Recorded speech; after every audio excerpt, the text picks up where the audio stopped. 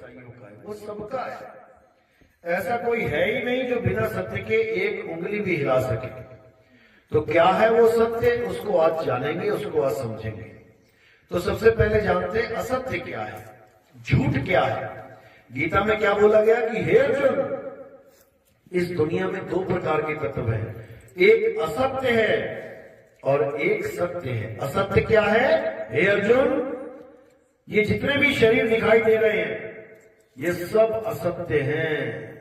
ये जितनी भी प्रकृति दिखाई दे रही है, सूरज चांद सितारे धरती आकाश, जो कुछ भी दिखाई दे रहा है खुली आंखों से, वो सब असत्य है। क्यों असत्य है? कारण क्या है? हे अर्जुन, असत्य वो है जो पल पल है, जो जन्मता और मरता है, जो कभी एक समान नहीं रहता, वो असत्य है। अब धरती असत्य है, आज यहां पर है, कल को पानी आया और सारी धरती काट के ले गया, कट गई। जब सूखा पड़ता है देखो धरती में कटाव आ जाते हैं, कट गई, असत्य है। सत्य कभी कटता नहीं है। पानी आज बरस रहा है, कल नहीं बरस रहा है। आज नदी इधर से जा रही है, कल को उधर से जा रही है। आज पानी इधर से जा रहा है, कल को इधर से जा रहा है, तो वो भी बदल रहा है। हवा, आज हवा इधर से आ रही है, कल को उधर से चल रही है, ये भी बदल रहा है। अग्नि, अग्नि भी बदल रही है, कभी धीमी हो जाती है, कभी बहुत तेज हो जाती है। आकाश, ब्रह्मांड, वो भी बदल रहा है। वैज्ञानिक भी कहते हैं कि ब्रह्मांड पल पल बढ़ता ही जा रहा है, बढ़ता ही जा रहा है। तो ये सब असत्य है। जब मिट्टी असत्य है, पानी असत्य है, तो दो असत्य को मिला के, यानी मिट्टी और पानी को मिला के एक मूर्ति बना दी जाए, तो क्या वो सत्य हो जाएगी? दो असत्य को मिला के सत्य नहीं हो जाएगी, वो असत्य ही है। क्यों? पहले दिन इतनी सी बनी, दूसरे दिन और बड़ी बनी, तीसरे दिन और बड़ी बनी, चौथे दिन और बड़ी बनी, करते करते 100 फुट की मूर्ति बन रही है, रोज बदल रही है। तो कृष्ण यही समझा रहे हैं, हे अर्जुन, जो पल पल बदल रहा है वो असत्य है। जब तुम पैदा हुए छोटे से थे, देखो धीरे धीरे धीरे धीरे धीरे बढ़ते रहे, आज 5-6 फुट के हो गए। और कल को ऐसे नहीं रहोगे, कल को धीरे धीरे कमर झुकने लग जाएगी, बेड हो जाओगे।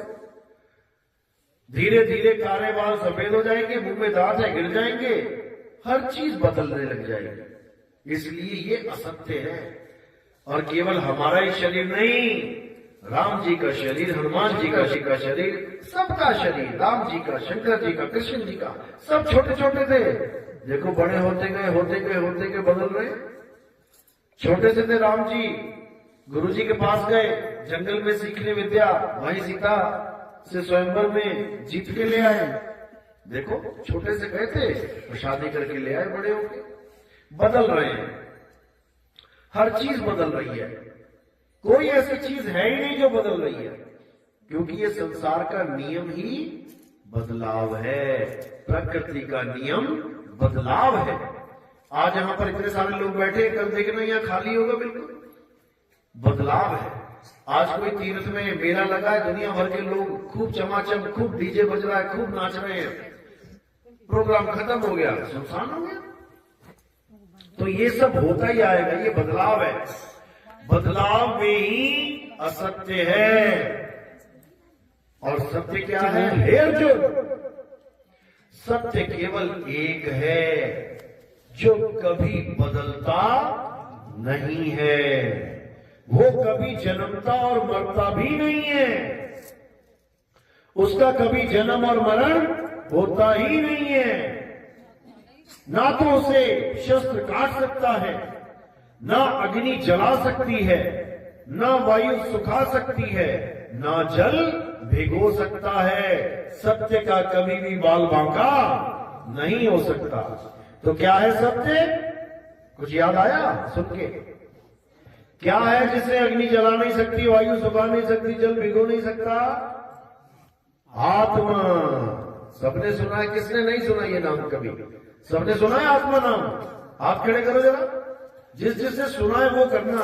सबने सुना है। देखो एक भी ऐसा नहीं होगा जिसने आत्मा नाम नहीं सुना। अपनी अपनी आत्मा लेके आए हो सब, किसी की घर तो नहीं छूट गई? खाना वाना बना रहे हो, जल्दी चलो सत्संग है, वहीं छोड़ के आ गई हो तो चूल्हे के पास, ऐसा तो नहीं ना?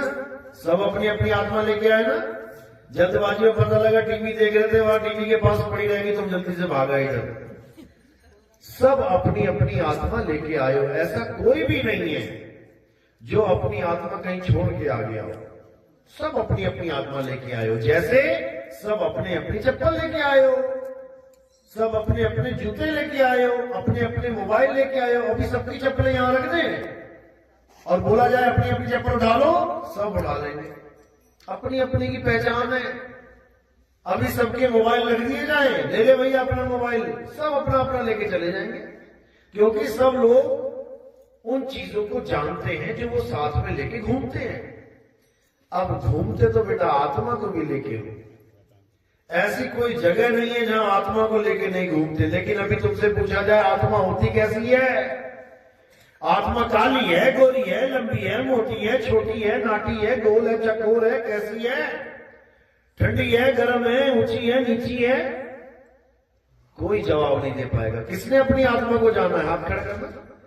किसी ने अपनी आत्मा को जाना आज तक? शरीर को सबने जान लिया ना? हजारों फोटो में तुम्हारी फोटो कौन सी है एकदम निकाल लोगे, ये हूं मैं, ये कैसे पहचाना? अपने शरीर से, क्योंकि तुमने आज तक शरीर को ही जाना है। खुद के शरीर को जाना, अपने माँ बाप के शरीर को जाना, अपने पति के शरीर को जाना, बच्चों के शरीर को जाना, गांव वालों के, शहर वालों के, देश वालों के शरीर को जाना, लेकिन आत्मा को नहीं जान पाए। ना अपनी आत्मा को जान पाए, ना अपनी माँ की आत्मा को जान पाए, ना अपने भाई बहन पति बच्चों की आत्मा को जान पाए। आत्मा का तो केवल तुमने नाम ही सुना है, इससे ज्यादा कुछ नहीं जान पाए। अब आत्मा क्या होती है अच्छी तरह समझना है इसको। जैसे पंखा, बल्ब, हीटर, गीजर, प्रेस, इन सबको यानी इन सब शरीरों को कौन चलाता है? करंट चलाता है। क्या बिना करंट के पंखा हवा दे सकता है? क्या बिना करंट के बल्ब जल सकता है? क्या बिना करंट के प्रेस गर्म हो सकती है? क्या बिना करंट के एसी ठंडी हवा दे सकता है? नहीं दे सकता। यानी जो कुछ भी हो रहा है करंट की वजह से हो रहा है। अब करंट कैसा होता है? क्या करंट के 3 पर होते हैं? पंखे के तो होते हैं 3 पर, शायद करंट के भी होते हो, पक्का है? बल्ब गोल गोल है, शायद करंट भी गोल गोल होता हो, बल्ब निकल, ऐसा तो नहीं होता। प्रेस देखी ना, प्रेस त्रिकोणी सी होती है, आगे को चोंच होती है, पीछे को पूरी चौड़ी होती है। करंट कैसा होता है? प्रेस की तरह होता है। कुछ तो होता है ना करंट। कैसे पता लगता है करंट क्या है? कैसे पता लगता है करंट क्या है? अनुभव से। अनुभव कैसे होता है? छू के, हाथ लगा के। करंट दिखता नहीं है आंखों से। अगर करंट दिखता होता तो आज तक कभी किसी के करंट ही ना लगता। सांप दिखता है ना, किस किसने गलती से सांप पकड़ लिया हाथ में? पकड़ भी लिया, शाबाश। उसके बाद कितनी देर पकड़ के रखा? बच्चा होगा लग रहा है छोटा सा सांप का। अगर सांप और करंट एक जैसे ही है, अगर गलती से सांप पकड़ भी लिया ना और देख लिया क्या है तो ऐसे छोड़ोगे एकदम, और जब करंट लगता है तो कैसे छोड़ते हो? ऐसे ही छोड़ते हो। दोनों एक से ही है, क्योंकि पता है मृत्यु हो जाएगी, मौत हो जाएगी। तो इसी प्रकार करंट को अनुभव किया जा सकता है, करंट को देखा नहीं जा सकता। अगर देखा जाता होता तो आज तक किसी को करंट लगता ही नहीं, क्योंकि सामने दिख रहा है, तार में करंट दिख रहा है, कोई छूता ही नहीं। कब छू लेते हैं? अनजाने में, पता नहीं होता इसमें करंट है, छू लिया, लग गया झटका। झटका लगा है सबको? कोई है ऐसा जिसको आज तक करंट का झटका नहीं लगा? हाथ खड़ा करो। ये देखो हैं कुछ लोग, बहुत अच्छी बात है। अब पूरी रात हम करंट करंट करंट झटका झटका करते रहे तब भी ये समझ ना पाएंगे बात किसकी चल रही है। किस किस को करंट लग चुका है? हाथ खड़े करो। सारे करंट खाए हुए हैं, बचा कोई भी नहीं है। अब हम जैसे करंट का नाम लेंगे सबको अपना याद आ जाएगा कहां लगा था, और एकदम वो अनुभव तरोताजा हो जाएगा, पता लग जाएगा अरे बाप रे बाप बड़ा खतरनाक करंट लगा था एक दिन। उस अनुभव को आप सारी उम्र याद रख सकते हैं। लेकिन जिसने कभी करंट का झटका खाया ही नहीं उसको तुम सारी रात समझाते रहो करंट का बड़ा तगड़ा झटका होता है, कैसा होता है, ऐसा ऐसे लगता है, अरे नहीं भाई इससे भी ज्यादा ऐसा, अरे नहीं इससे भी ज्यादा ऐसा। अरे भैया ऐसे नहीं पता लगेगा, छू के पता लगेगा। जिस दिन छू लेगा उस दिन ऐसे ऐसे ऐसे करेगा आप समझ में आ गया भैया कैसा, ऐसे नहीं समझ में आ सकता। तो इसी प्रकार आत्मा भी ऐसे समझ में नहीं आ सकती।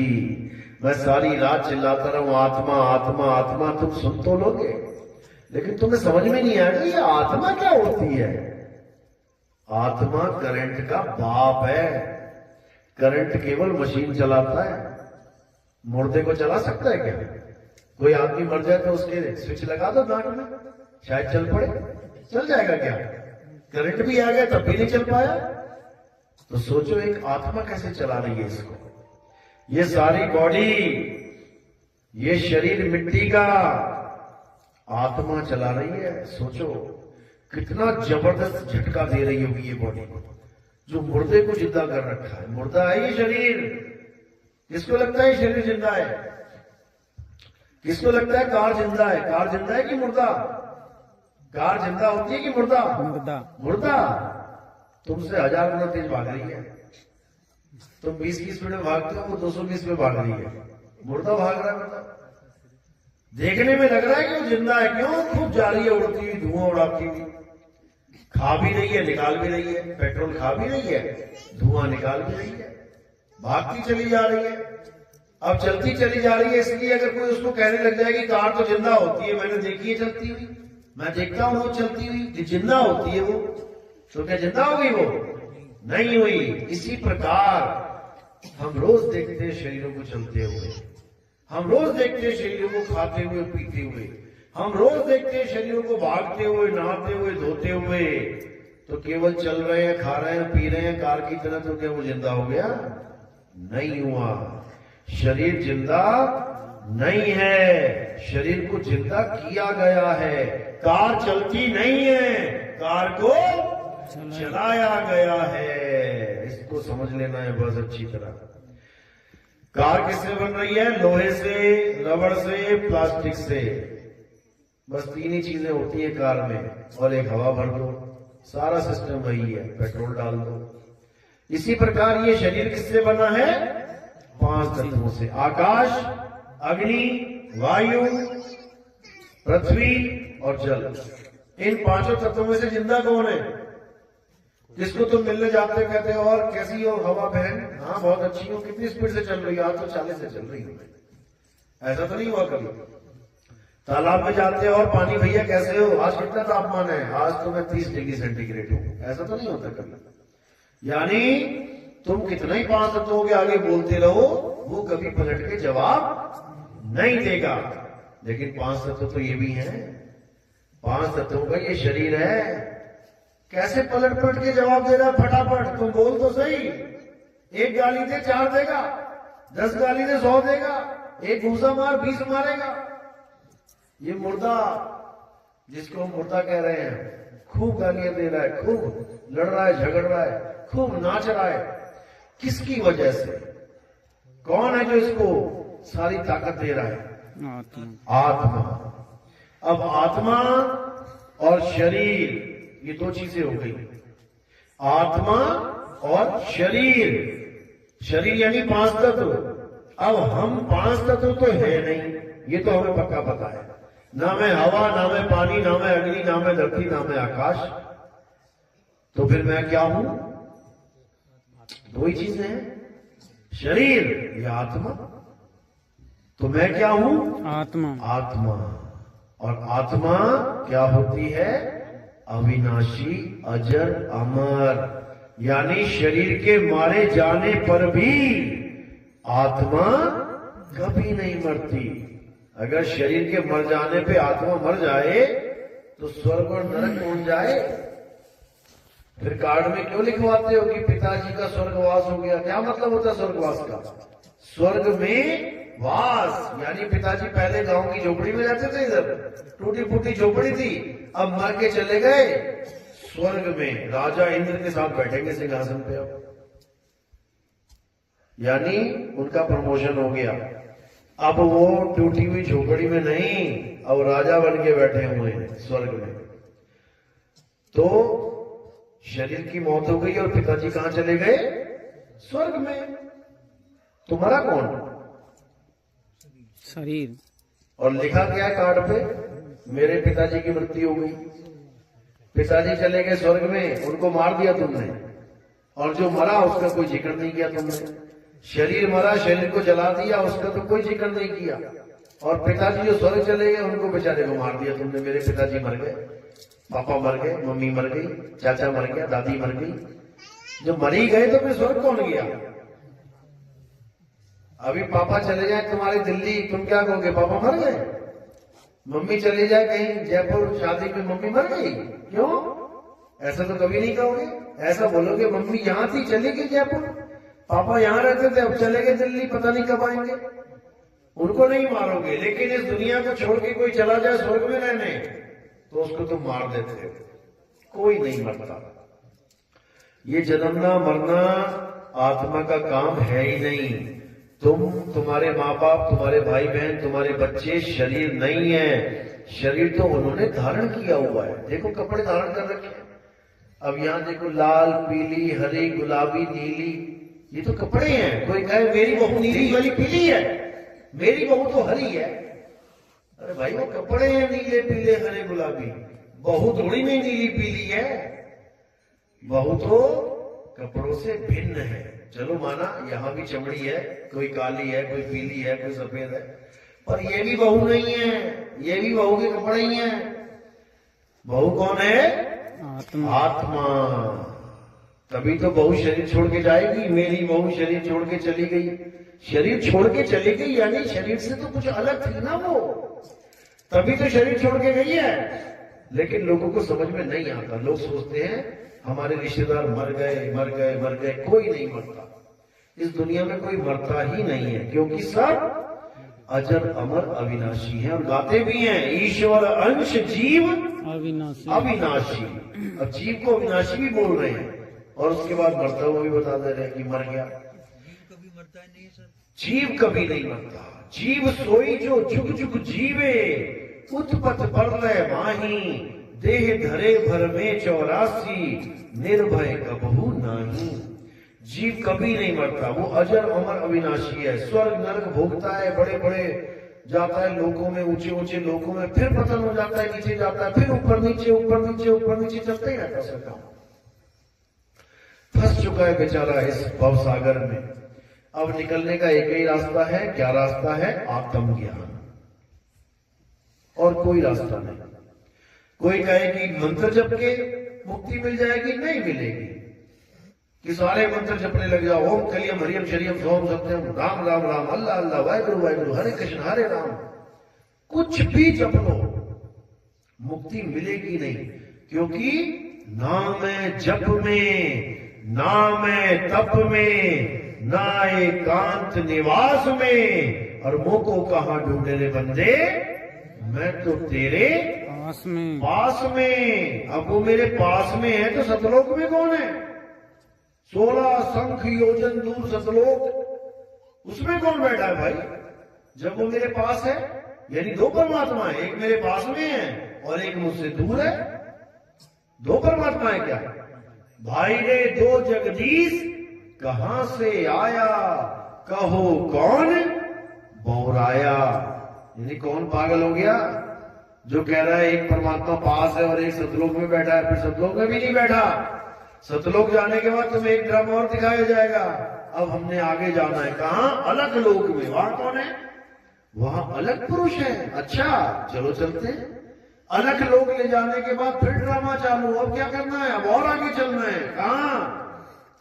अगम लोक में। वहां कौन है? अगम पुरुष है। फिर उसके आगे और शुरू। अब कहां चलना है भाई? अनामी लोक में वहां कौन है? पुरुष अनामी बैठा है, बताओ। 4 तो ये हो गए, एक पास में हो गया, 5 परमात्मा हो गए। 5 परमात्मा हो गए, द्रौपदी बन गए, तुम 5 पति हो गए तुम्हारे।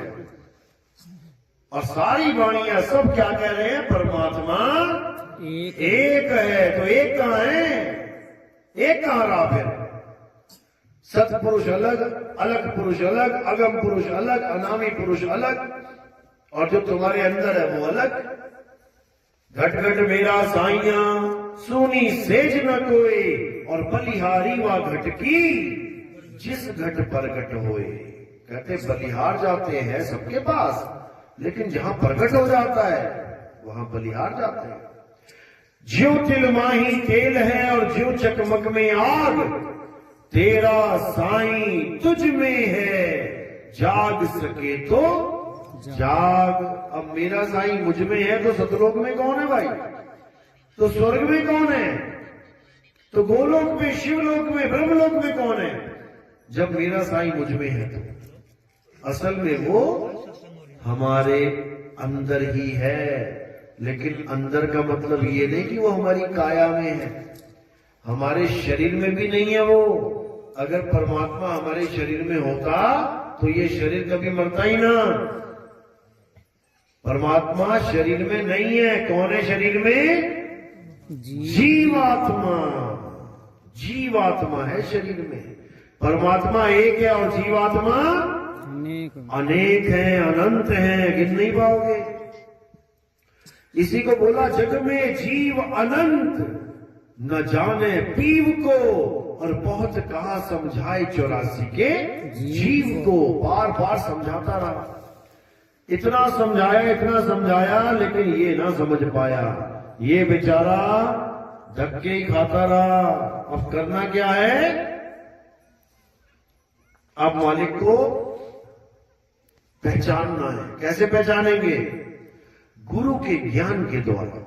जब गुरु हमें परख देगा पहचानने की कि परमात्मा होता क्या है, कैसा होता है, तब समझ में आएगा कि वो मिलेगा कैसे।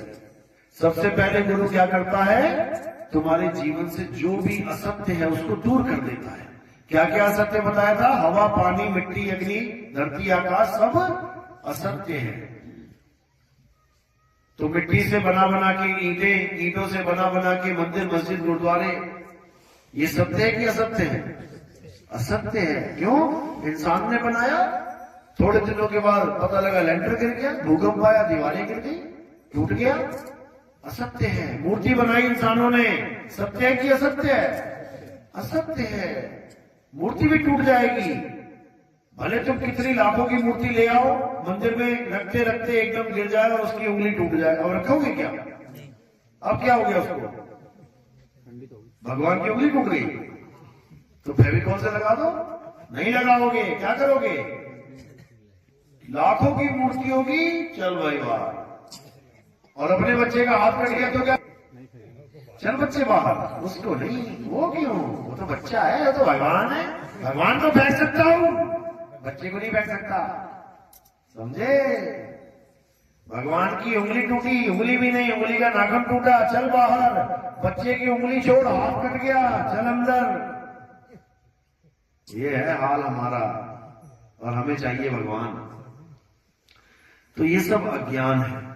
ये इंसानों ने मूर्तियां बनाई हैं, बड़ी बड़ी मूर्तियां,